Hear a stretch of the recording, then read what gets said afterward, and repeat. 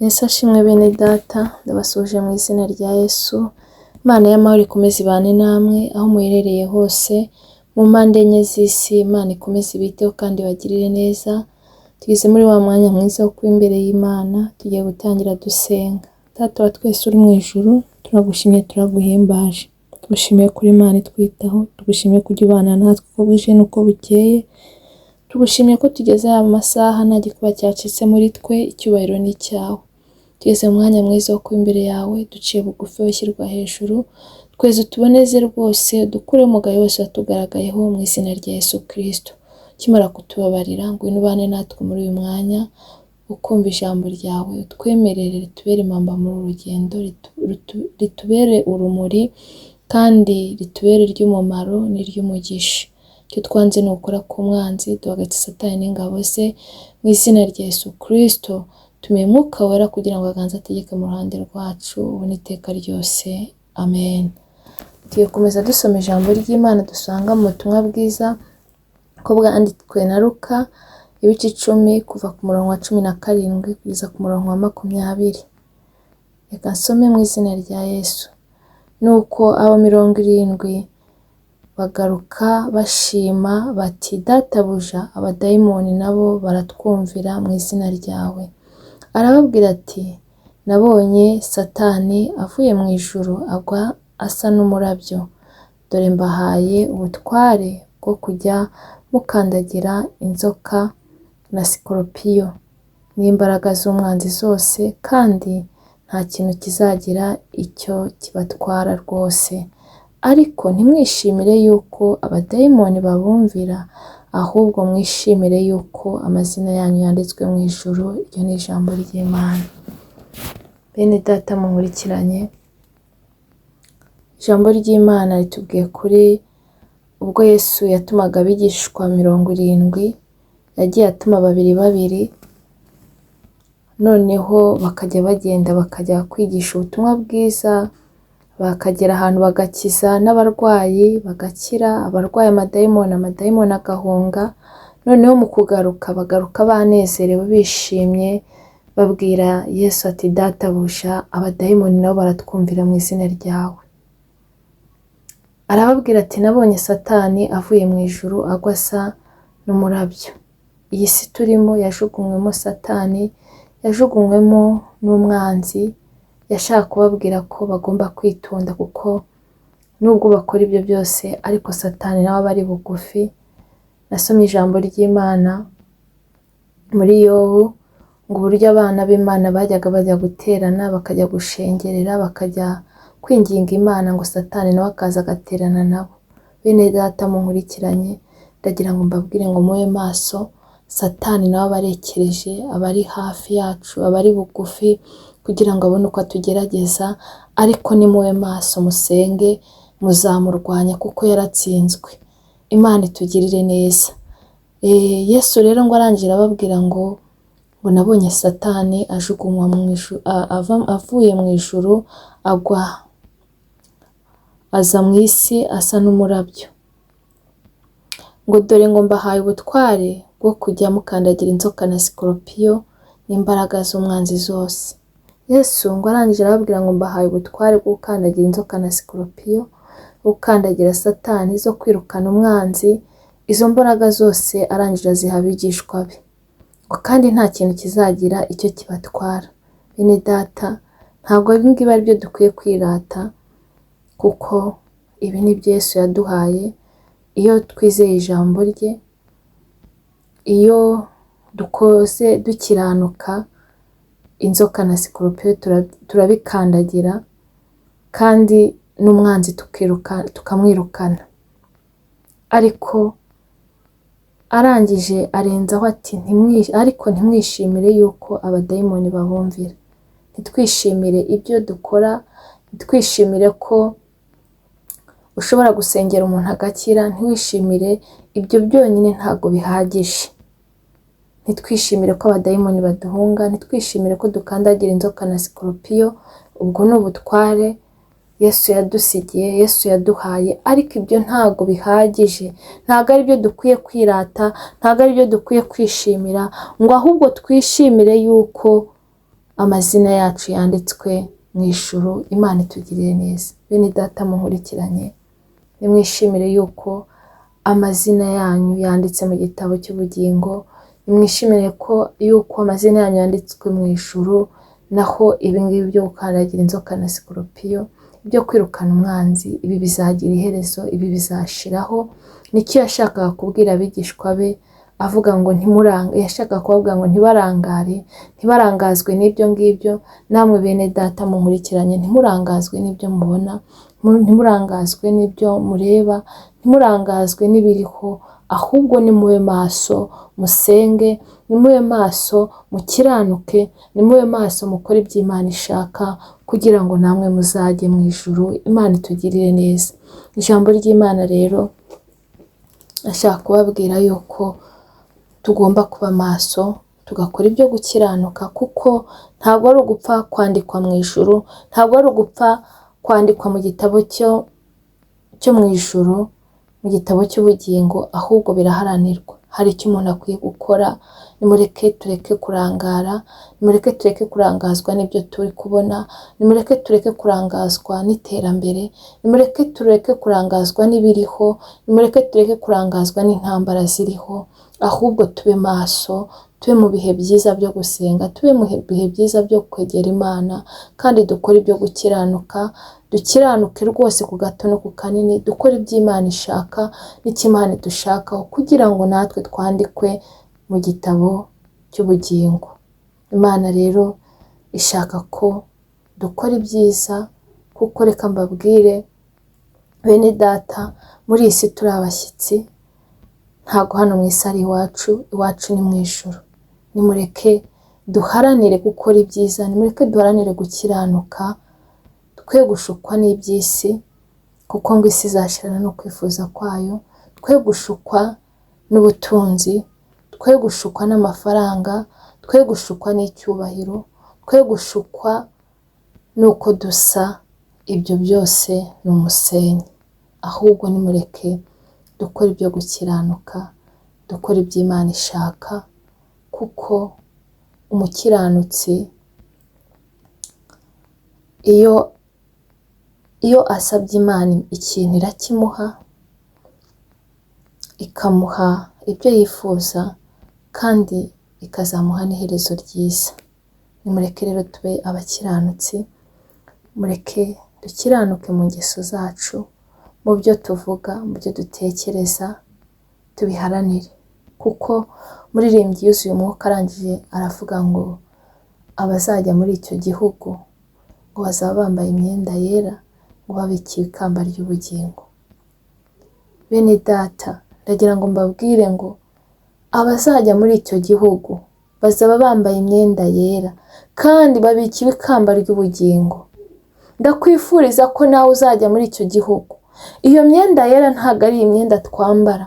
Iyo myenda yera ni ugukiranuka, ni ugukora ibyo Data ashaka, ni ukugira urukundo, ni ingeso nziza, ni ukwihangana, ni ukwirinda, ni ugusura abarwayi, ni uguhumuriza abababaye, ni imirimo myiza, gusura imfungwa, gusura imfubyi n'abapfakazi, kwirinda kwiyandurisha iby'iyi si. Iyo niyo myenda yera, kandi ngo tubikiwe ikamba ry'ubugingo. Mwene data unkurikiranye, ndakwifuriza ko nawe iryo kamba ry'ubugingo uzaryambara. Imana itugirire neza. Ese we ntabwo wifuza kuzajya mu ijuru?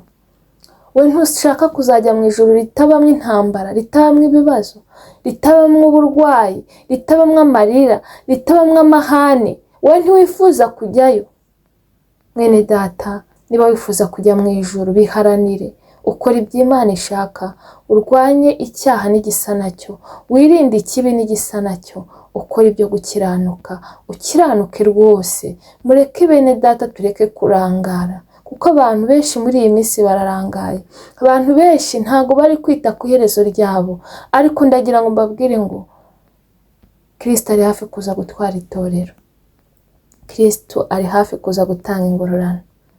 Nasomye ijambo ry'Imana mu byahishuriwe Yohana, rivuga ngo dore ndaza vuba, ngo nzanye ingororano, ngo buri wese mugororere ibihwanye n'ibyo yakoze. Bene data, ndagira ngo mbabwire ngo Kristo ari hafi kuzana ingororano ngo agororere buri muntu wese ibihwanye n'ibyo yakoze. Niba uri gukora ibibi uzagororerwa ibibi, niba uri gukora ibyiza uzagororerwa ibyiza. Ariko aka kanya wafata umwanzuro, niba wari uri gukora ibibi ukabireka ubundi ugakora ibyiza, Imana ikagukura mu gitabo cyo kurimbuka ikakwandika mu gitabo cy'ubugingo.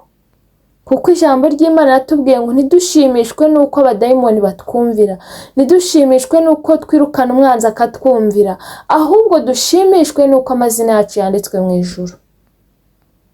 Bene data, mureke dukora ibyo gukiranuka kuko ingororano ziraje. Aha ntago ari iwacu, iwacu ni mu ijuru.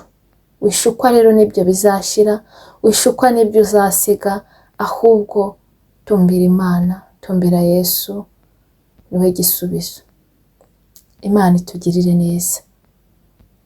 Mureke dukore ibyo Imana ishaka kugira ngo tuzagire iherezo ryiza. Kwirinda icyaha n'igisa nacyo, dukorere Imana uko dushoboye. Igihe uhawe, igihe Imana ikongereye, gikoreshe neza, utazicuza ukavuga ngo iyo mbimenye.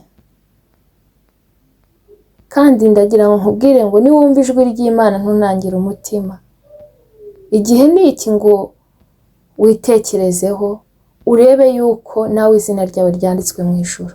Igihe ni iki ngo wongere wisubiremo urebe ko izina ryawe ryanditswe mu gitabo cyo mu ijuru.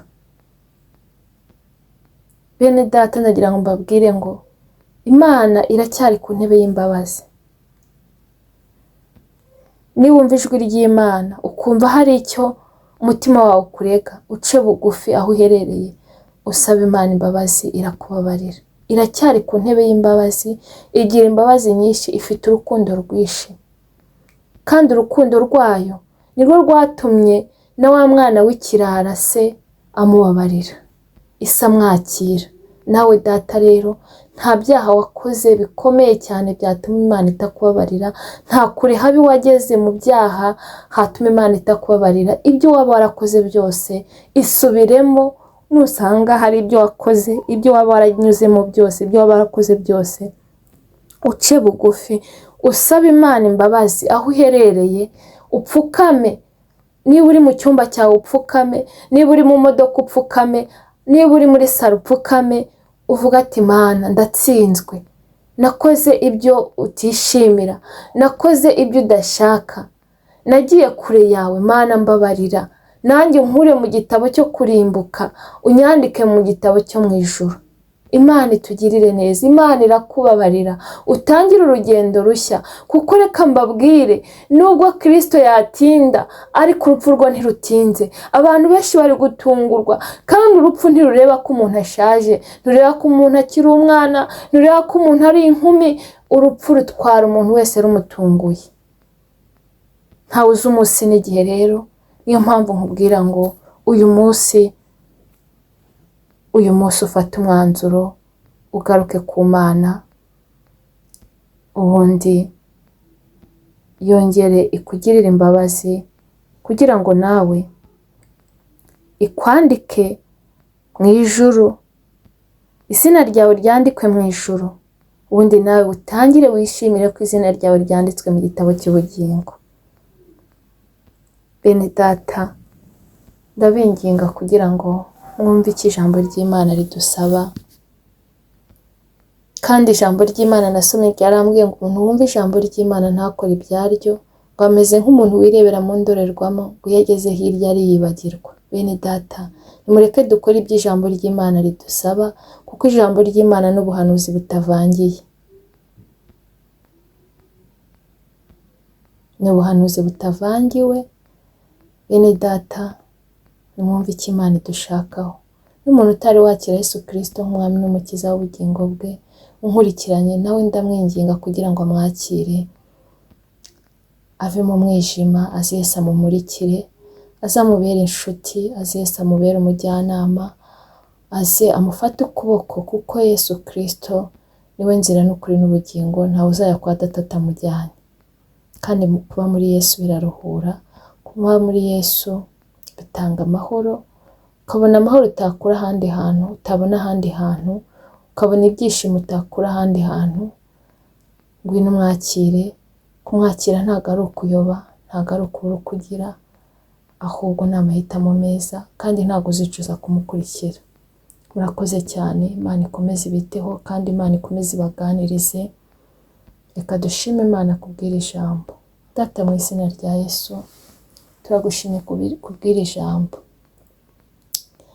Ijambo ryawe ritubwiye kubigishwa bawe, ubwo wabahaga imbaraga zo gukandagira inzoka na sikorupiyo ndetse n'izo kwirukana umwanzi. Urangije ari kurenzaho urababwira ngo ntibishimire yuko abadayimoni babumvira, ahubwo bashimishwe n'uko amazina yabo yanditswe mu ijuru.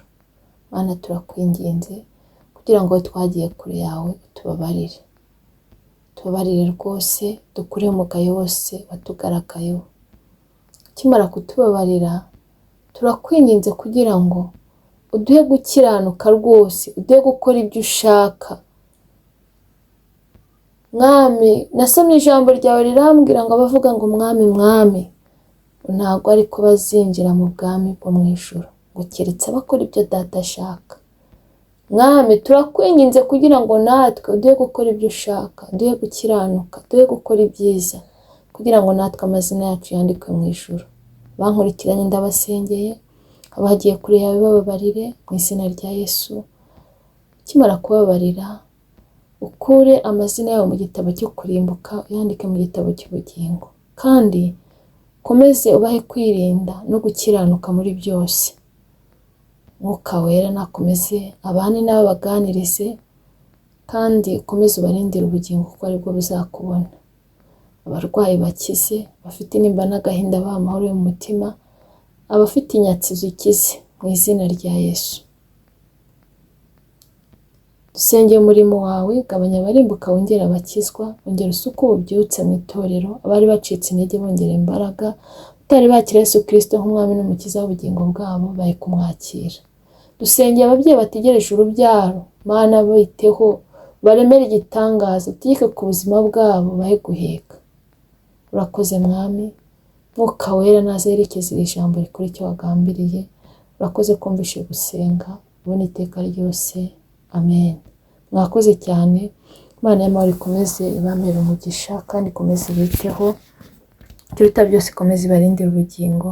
Naho ubutaha. Bye.